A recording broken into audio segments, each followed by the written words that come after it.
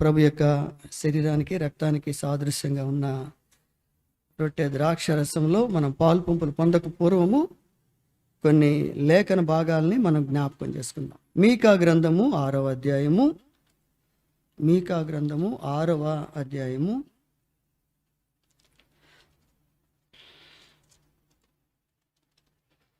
766వ page,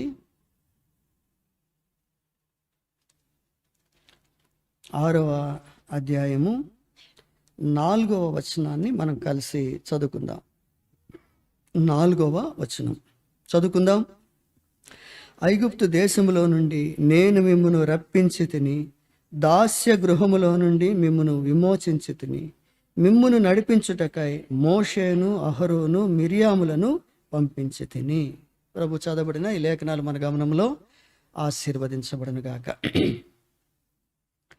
కొన్ని లక్షల మందిని ఐగుప్తు దేశములో నుంచి విడిపించి దేవుడు తాను ప్రమాణం చేసిన కనాను పట్టణానికి, పాలు తేనెలు ప్రవహించే కనాను పట్టణానికి తీసుకొని రావటానికి దేవుడు ఒక ముగ్గురిని నేను ఏర్పాటు చేశాను అని అంటాడు. హేమాహేమీలు అనమాట అండి. వీళ్ళు మామూలు కాదు, సామాన్యులు కాదు, చాలా ఉన్నతమైన వాళ్ళు, చాలా గొప్పవాళ్ళు. మరి 6 లక్షల మందిని మరి బయటకు తీసుకొని రావటం అంటే సామాన్యమైన సంగతి కాదు. అలాంటి 6 లక్షల మందిని నడిపించడానికి నేను ముగ్గురిని ఏర్పాటు చేశాను అంటాడు దేవుడు. చూడండి, ఎవరంట వాళ్ళు? మోషే, అహరోను, మిరియాములను పంపించి తిని అని అంటాడు. వీళ్ళు ముగ్గురు ఒకే కుటుంబానికి సంబంధించిన వాళ్ళు. అహరోను పెద్దవాడు, మోషే చిన్నవాడు. మోషే తర్వాత అహరోను, తర్వాత మిరియాము, తర్వాత మోషే. వీళ్ళు ముగ్గురు మరి ఒకే కుటుంబానికి సంబంధించిన సహోదరులు. వీళ్ళ ముగ్గురిని నేను ఏర్పాటు చేశాను వాళ్ళని నడిపించడానికి అని చెప్పినాడు. అలాగే బాధ్యత వహించినారు. అనేక పరిస్థితుల్లో నిలబడినారు, నిలబడతారు, ఖచ్చితంగా ఉండగలరు.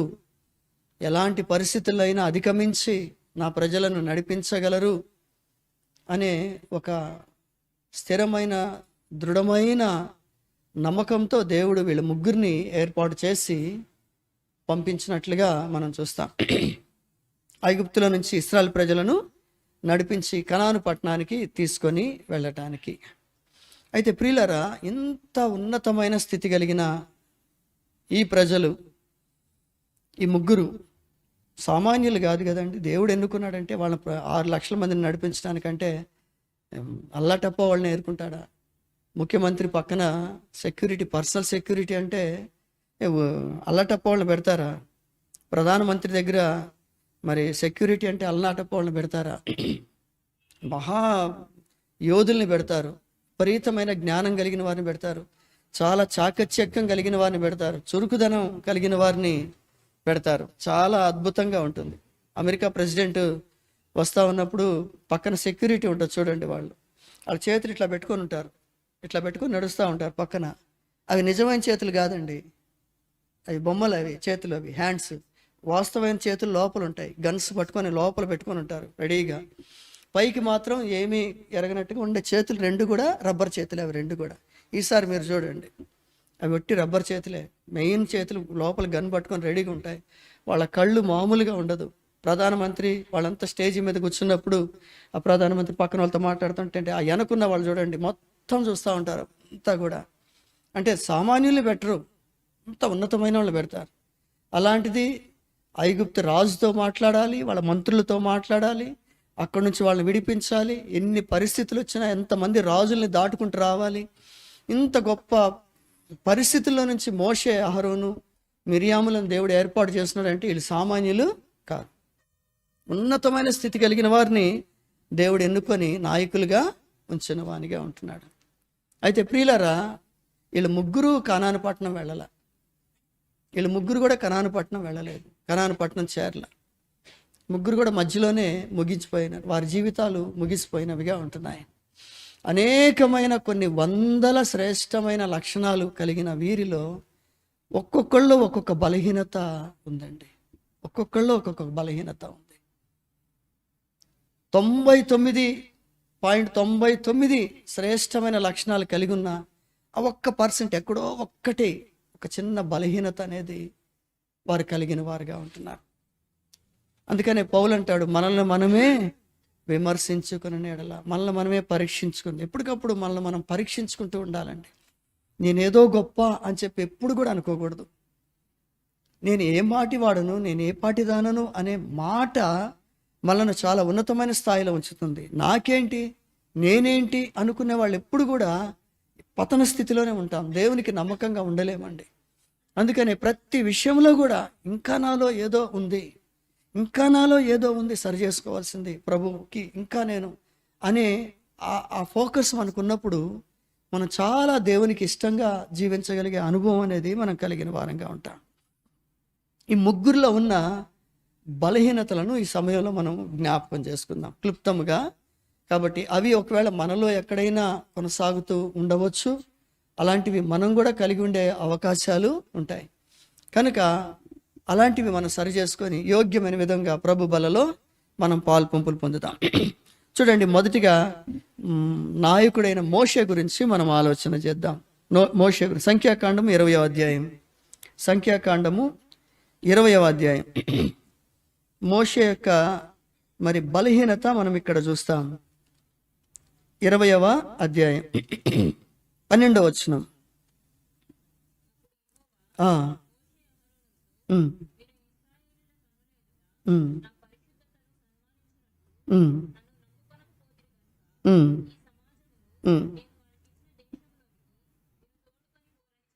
చూడండి, మోషేతో చెప్పిన మాట, నా పరిశుద్ధతను ఇశ్రాయేలీయుల ఎదుట, ఇశ్రాయేళ్ల కనుల ఎదుట మీరు సన్మానించకపోతిరి గనక మీరు కనాను పట్టణం చేరరు అని చెప్పి మోషేకి చెప్తాడు దేవుడు. ఇక్కడ మోషేతో మాట్లాడినాడు ప్రత్యేకంగా.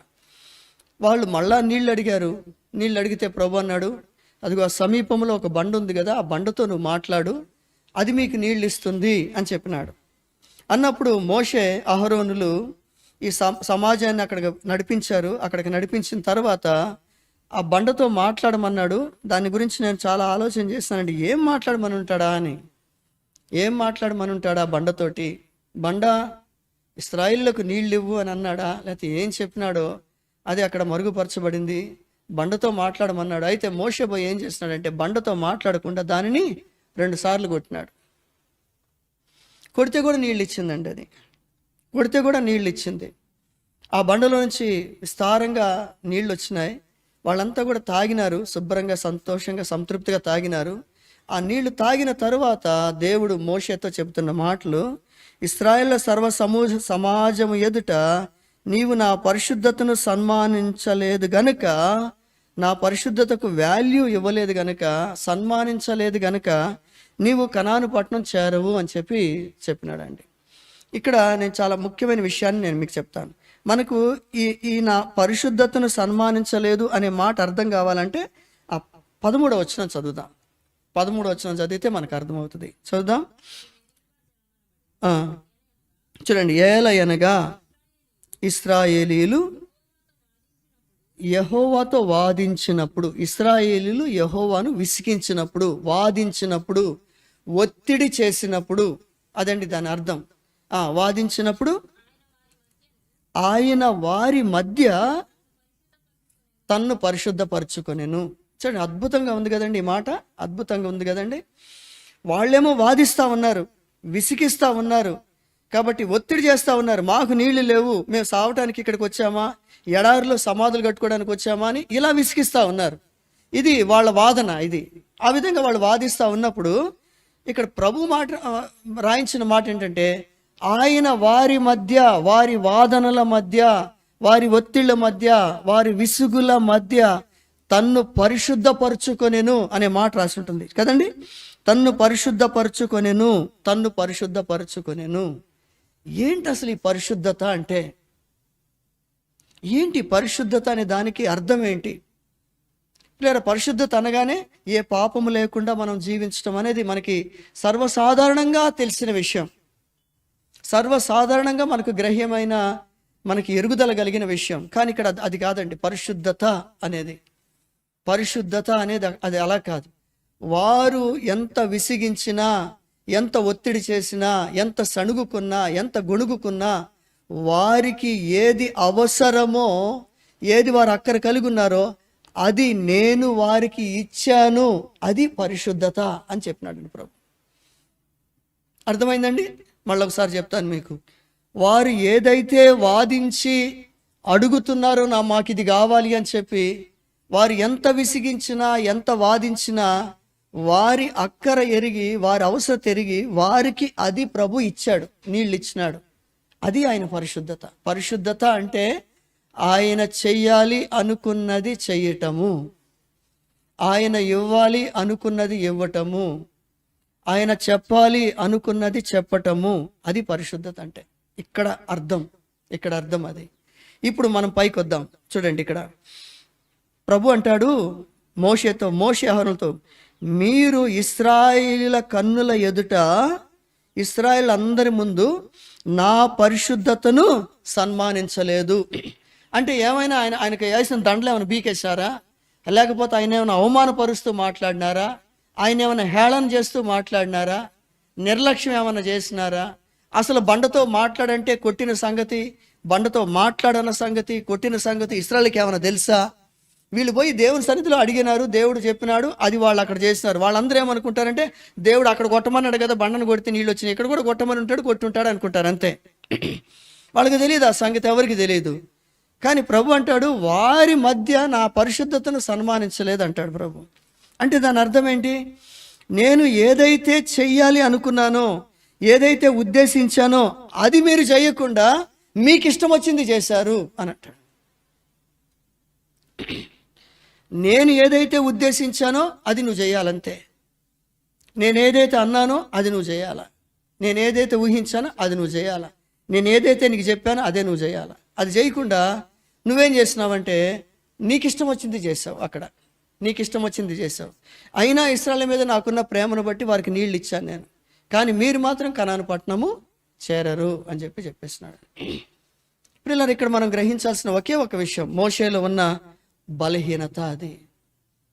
మోషేలు అంత గొప్ప దైవజనుడు, అంత గొప్ప మహాశాలి, మహాబలవంతుడు, సామాన్యుడు కాదండి. మోషే అంటే సామాన్యుడు కాదు. ఒక్కొక్క సందర్భాల్లో దేవుడు కూడా మోషేని మెచ్చుకొని, బాబు నువ్వేంట్రా ఇట్టున్నావని అని కూడా అన్న రోజులు ఉన్నాయి. ఇంత ప్రభావం కలిగిన వాడవా నువ్వు, ఇంత మహిమ కలిగిన వాడవా, ఇంత ఓర్పు సహనం కలిగిన వాడవా అని మెచ్చుకున్న రోజులు కూడా ఉన్నాయి. కానీ ఆయనలో ఉన్న బలహీనత అది ఎందుకు వచ్చిందో, పరిస్థితులు కావచ్చు, నీ చుట్టుపక్కల ఉన్న మనుషులను బట్టి కావచ్చు, చుట్టూన్న పరిస్థితులను బట్టి కావచ్చు, సందర్భాలను బట్టి కావచ్చు, ఏదైనా కావచ్చు. కానీ ఎటువంటి పరిస్థితుల్లో ఉన్నా, ఎటువంటి స్థితిగతుల్లో ఉన్నా ప్రభువుని ఎరిగి, ప్రభు మనసు ఎరిగి, ఆయన ఏదైతే అనుకుంటున్నాడో దానినే మనం జరిగించాలి. ఇది మీకు ఈజీగా అర్థమైపోవడానికి ఒక మాట నేను మీకు చూపిస్తాను. చూడండి, లూకా సువార్తలోకి వెళదాం. లూకా సువార్త 9వ అధ్యాయం. లూకా సువార్త 9వ అధ్యాయం. మీకు చాలా తేలికగా ఈ విషయం ఇక్కడ అర్థమైపోతుంది. 9వ అధ్యాయం, లూకా సువార్త 9వ అధ్యాయం 53 నుంచి చదువుకుందాం. 53 నుంచి.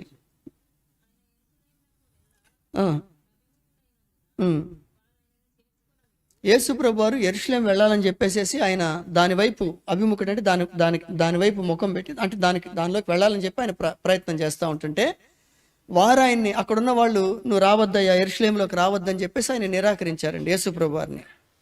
యేసుప్రభు వారు యెరూషలేం వెళ్దాం అనుకుంటే నిరాకరించారు. నువ్వు రావటానికి వీల్లేదు ఈరోజు అని చెప్పేసి ఆయన నిరాకరించేస్తే ఆయన వెను తిరిగేసినాడు. ఇక సరేలే వాళ్ళు వద్దంటున్నారు కదా అని చెప్పి వెనక్కి తిరిగినాడు. తిరిగినప్పుడు ఏం జరిగిందంటే, శిష్యులైన యాకోబును యోహానును అది చూసినారండి, తట్టుకోలేకపోయినారు. మా గురువు గారిని, మా ప్రభుని లోపలికి రానిరా, ఆటంకపరుస్తారా, వద్దంటారా, రానివ్వరా అని చెప్పేసి వీళ్ళకి కోపం వచ్చేసింది. యాకోబు యోహాన్లకి తట్టుకోలేకపోయినారు. ఆ బాధ, తమ గురువు గారిని అవమానపరిచింది, తట్టుకోలేకపోయిన వాళ్ళు ఏం చేశారంటే యేసు ప్రభుతో చెప్తా ఉన్నారు, ప్రభువా, ఆకాశం నుండి అగ్ని దించి వీళ్ళని నాశనం చేయనట్లు మేము ఆజ్ఞాపించమా అని అంటున్నారు. ఒక్కసారిగా ఆకాశం నుంచి అక్కడ ఉదాహరణ కూడా రాయబడతా ఉంది. కిందకు వస్తే చూడండి, 4వ ఇక్కడ మూడు అని చెప్పి ఫుట్బోర్డ్లో ఏం రాసిందండి? 3 అని చెప్పేసి, ఏలియా చేసినట్లు, ఏలియా ఎలాగైతే ఆకాశం నుంచి అగ్ని దించాడో అలాగ మేము కూడా ఆకాశం నుండి అగ్ని దించి వీళ్ళందరినీ కాల్చేయమా అని చెప్పేసి యోహాను యాకోబులు అంటే, ప్రభు ఏమన్నాడు చూడండి అక్కడ, ఆయన వారి తట్టు తిరిగి వారిని గద్దించెను అని కింద ఏం రాసింది? మీరు ఎట్టి ఆత్మగల, ఇది బాగా గమనించండి, మీకు అర్థమైపోతుంది మోషే చేసిన తప్పేంటో. మీరు ఎట్టి ఆత్మగలవారో మీరెరుగరు, మనుష్య కుమారుడు అంటే నేను ప్రభువును, నేను మీరు నమ్ముకున్నారే, రక్షకుడని నమ్ముకున్నారే, మా దేవుడు యేసు ప్రభు అని అంటున్నారే, అలాంటి నేను మనుషులను రక్షించటానికే వచ్చాను కానీ నశింపజేయటానికి రాలేదు అని అంటాడు ప్రభు. ఇది నేను. యేసు క్రీస్తు ఈక్వల్ టు ఏంటంటే మనుషులను నశింపజేయటానికి వచ్చిన వాడిని కాదు, రక్షించటానికి మాత్రమే వచ్చిన వాడని. ఇది నా పరిశుద్ధత, ఇది నా పరిశుద్ధత. కనుక వారు నన్ను దూషించినా లేకపోతే ఇంకో బాధ పెట్టినా ఏం చేసినా వాళ్ళని రక్షించుకోవాలి, ఏదో ఒక విధంగా వాళ్ళ ప్రభువులకు తీసుకొచ్చుకోవాలి, వారిని పరలోక రాజ్యానికి వారసులుగా చేసుకోవాలి అనేదే నా యొక్క పరిశుద్ధత, నా దృక్పథం. అది నాతో ఉన్న మీరు కూడా అలాగే ఉండాలి, అంతే. నాతో ఉన్న మీరు కూడా అలాగే ఉండాలి, అంతేగాని మీరు వాళ్ళని ద్వేషిస్తూ, వాళ్ళని అసహించుకుంటూ, వాళ్ళని శపిస్తూ, లేకపోతే వాళ్ళని అగ్ని దించేసి చంపేసే ప్రభువా, లేకపోతే వీళ్ళని నాశనం చేసే, వాడు సరిగ్గా లేడు ఆడిని దాసేయి, ఈయన తీసేయి, ఇలాంటి మాటలు అంటే మాత్రము మీరు పరలోకం చేరరు. ఇది నా దృక్పథం కాదు, ఇది నా మనస్సు కాదు. నువ్వు వారిని వాడేంటి అట్టున్నాడు, వీడికి ఈ లోపం ఉంది, వాడికి ఆ లోపం ఉంది, వాళ్ళు అట్టాగా వీళ్ళు ఎట్టాగా అని చెప్పేసి అనుకుంటూ కూర్చొని వాళ్ళందరినీ ద్వేషించుకుంటూ కూర్చుంటున్నావే, ఇది నా మనస్సు కాదు, ఇది నా మనస్సు కాదు. కనుక నేను వాళ్ళని రక్షించడానికే వచ్చాను. కనుక నా ప్రేమతో నువ్వు కూడా వాళ్ళని ప్రేమించాలి, సహించుకోవాలి, ఓర్చుకొని సహించుకోవాలి నువ్వు. అంతేగాని వారిని నువ్వు ద్వేషించకూడదు, వారిని నువ్వు కించపరచకూడదు, వారిని నువ్వు శపించకూడదు. ఇది ప్రభు యొక్క మనస్తత్వం. ఇక్కడ వాళ్ళు ఏం చేస్తున్నారంటే, నేను కదా సణుగుతుంది, ఎవరు సణిగారు? నా మీద కదా సణిగింది. సణిగితే నేను వాడికి ఆ సణుగులని పక్కన పెట్టేసేసి నేనేం చేశాను, వాళ్ళకి నీళ్ళు ఇద్దాం అనుకున్నాను కదా. మధ్యలో నీకేంటి బాధ? నువ్వు వెళ్ళా బండతో మాట్లాడు, నీళ్ళు ఇస్తుంది, తాగుతారు వాళ్ళు. కాబట్టి అది నా ఉద్దేశం. నేను వాళ్ళకి నీళ్ళు ఇవ్వాలనుకున్నాను, అంతే. ఇస్తానంతే. మధ్యలో నీకేంటి బాధ? ద్రోహులారా, నీళ్ళు ఇవ్వాలా మీకు? అట్టంటోళ్ళు ఇట్టంటోళ్ళు అని తిడుతున్నావు నువ్వు, బండను కొడతావు, ఏంటి నువ్వు చేసే పనులు? నీ ప్రవర్తన నాకు నచ్చలేదు, పరలోకం వెళ్ళవు అని చెప్పేస్తున్నాడు. ఇది మోషే చేసిన పొరపాటు. దేవుని యొక్క పరిశుద్ధతను సన్మానించలేదు, అంటే ప్రభు యొక్క ఇష్టం కాకుండా తన ఇష్టాన్ని అక్కడ నెరవేర్చడానికి. కనుక దేవుని బిడల మధ్య కానీ, దేవుని సంఘములో కానీ, సమాజంలో కానీ, నీ కుటుంబంలో కానీ, లేదా నువ్వు నివసిస్తున్న ప్రాంతంలో కానీ నీ ఇష్టాన్ని, నీ ఆలోచనలను నెరవేర్చుకోవడానికి ప్రయత్నం చేయకూడదు. ప్రభు ఎలా చెబితే అక్కడ అలా చేయాలంతే. ఆ ప్రజల మధ్య ఎలాగ ప్రభు ఉండమంటే అలాగ ఉండాలి. అలాగే ఆయన చెప్పిందే మనం చేయాలి. ఆయన చెప్పిందే. నిజమే, కోపం వచ్చింది వాళ్ళకి, అగ్నిని దించి వీళ్ళందరినీ కాల్చేద్దామా అని ఎంత కోపం వచ్చింది వాళ్ళ మీద. కానీ ప్రభు అంటాడు, అది నా మనసు కాదు. సరే వద్దన్నారు కదా, ఈ రోజుకి పక్కకి వెళ్ళిపోదాం, రేపు మళ్ళీ ట్రై చేసుకుందాం అంతే అని ఆయన మనసు అన్నమాట అది. అందుకని పౌలు అంటాడు, క్రీస్తు యేసునకు కలిగిన ఈ మనసు మీరును కలిగి ఉండండి. ఊరికే ద్వేషించటము, అసహించుకోవటము, శపించటము, రకరకాలుగా మనం ఒకరి గురించి మాట్లాడుకోవటం, వాళ్ళని దిగజార్చి మాట్లాడుకోవటం, వాళ్ళని అసహించుకొని మాట్లాడుకోవటం, వాళ్ళని లెక్కలేనితనంగా చూడటం, ఇవన్నీ కూడా దేవుని పద్ధతి, దేవుని మనసు కానే కాదు. అస్సలు దేవుని మనసు క్లియర్గా ఆయన మనసు చెప్పేస్తున్నాడు. ఏమని చెప్పినాడండి లూకాసు వార్తలో? కింద ఫుట్బోర్డ్లో ఉంటుంది, మనుష్య కుమారుడు మనుషుల ఆత్మలను రక్షించుటకే వచ్చాను కానీ నశింపజేయటానికి నేను రాలేదు. కాబట్టి ఆ మాటలని ఈ మాటలనేసి అట్లా ద్వేషించి ఇట్లా ద్వేషించేసి శపించేసి వాళ్ళందరినీ కూడా నాశనం చేయడానికి నేను రాలా. వారిని ప్రేమించడానికి వచ్చాను, వారిని రక్షించుకోవటానికి వచ్చాను, వారి మీద ప్రేమ చూపించడానికే నేను వచ్చాను. ఇది నా మనసు. మీరు కనుక అలా చేయకపోతే మీరు నా శిష్యులు కానేరరు. మోషే అట్లాగా తొలగిపోయిన వానిగా ఉంటున్నా. ప్రియులారా, ఎక్కడైనా అట్లా మనం ప్రవర్తిస్తున్నామా? ప్రభు మనసుకు విరోధముగా, ప్రభు మనసుకు వ్యతిరేకముగా, ప్రభు కోరనిది నువ్వు నీ సొంత ఉద్దేశాలతో, నీ సొంత మనసుతో చేస్తున్నావా? నష్టపోతాం, జాగ్రత్త. ఇది మోషేలో ఉన్న బలహీనత. ఇది మోషేలో ఉన్న బలహీనత. మీకు అర్థమైంది కదండి? చూడండి 13వ వచనం. ఆయన మొరీబా జలములు అనబడెను. ఏలైనగా ఇశ్రాయేలు యెహోవాతో వాదించినప్పుడు ఆయన వారి మధ్యను తను తాను పరిశుద్ధపరుచుకున్నాడు. ఎంతో ఓర్పుతో వాళ్ళకి నీళ్ళు ఇచ్చాడండి. ఎంతో ఓర్పుతో వాళ్ళకి నీళ్ళు వాదించారు, విసిగించారు, రకరకాల. ఆ తర్వాత 20వ అధ్యాయం మీరు ఇంటికి వెళ్ళి చదవండి. 5వ వచనంలో చూడండి, ఈ కాని చోటికి మమ్మును ఎంత మాట అండి అది, కాని చోటు. అది ఈ కాని చోటుకి తీసుకొచ్చావు మమ్మల్ని, పనికిమాలిన చోటుకి తీసుకొచ్చావు, శపించబడిన చోటుకి తీసుకొచ్చావు, కాని చోటుకి మమ్మల్ని తీసుకొచ్చావు అంటారు వాళ్ళు దేవునితో. కాని చోటుకి మమ్మల్ని తీసుకొచ్చావు. తర్వాత ఇక్కడ ఈ స్థలములో గింజలు లేవు, అంజూరాలు లేవు, ద్రాక్షాలు లేవు, దానిమ్మలు లేవు, త్రాగుటకు నీళ్లు లేవు. ఇది వాళ్ళ సనుగు. ఇంతగా సనుగుతున్నా కానీ వాళ్ళ మధ్య తన పరిశుద్ధతను ఆయన కనపరుచుకున్నాడు. అన్ని మాటలన్నా కానీ నవ్వుతూ వాళ్ళకేపు చూస్తూ, ఇంతకు ఏంట్రా చెప్పండి రా, ఏం కావాలరా మీకు అంటే, నీళ్ళు లేవయ్యా మాకు. నీళ్ళే కదా మోషే, వెళ్ళు ఆ బండతో మాట్లాడి వాళ్ళకి నీళ్ళు ఇస్తాం అని ఎంతో సావధానంగా ఆ సమస్యను ఆయన పరిష్కరించాలనుకుంటే మోషేకి బీపీ వచ్చేసింది. ఇక్కడ మోషేకి బీపీ వచ్చేసేసి ఏం తట్టుకోలేకపోయినాడు. అసలు ఏం తట్టుకుంటే మనకంతే. దేవుడేమి క్షమిస్తూ ఉంటాడు, దేవుడు కనికరిస్తూ ఉంటాడు, మనకు వచ్చేస్తూ ఉంటుంది ఇక్కడ. మనకి ఎక్కువైపోతూ ఉంటుంది ఇక్కడ. ఎక్కువైపోయి మనం తిట్టేసేయటం, ద్వేషించేసేయటం, రకరకాలుగా మాట్లాడేసేయటం, రకరకాలుగా ఇచ్చేసేయటం, ఇట్లా చేస్తూ ఉంటాం. దానివల్ల ఎంతో నష్టం అనేది కలిగేదిగా ఉంటుంది. కనుక దేవుని బిడ్డల విషయంలో మనం ఎంతో ఓర్పు సహనం కలిగిన వారంగా దేవుని సన్నిధిలో ప్రార్థిస్తూ, వాళ్ళని ప్రేమిస్తూ, దైవికమైన ప్రేమతో దైవికమైన విధానములో వారిని దేవునిలోకి మనం నడిపిస్తూ ఉండేవారంగా ఉంటుండాలి. ఇది ఒకటి. రెండవదిగా చూద్దాం,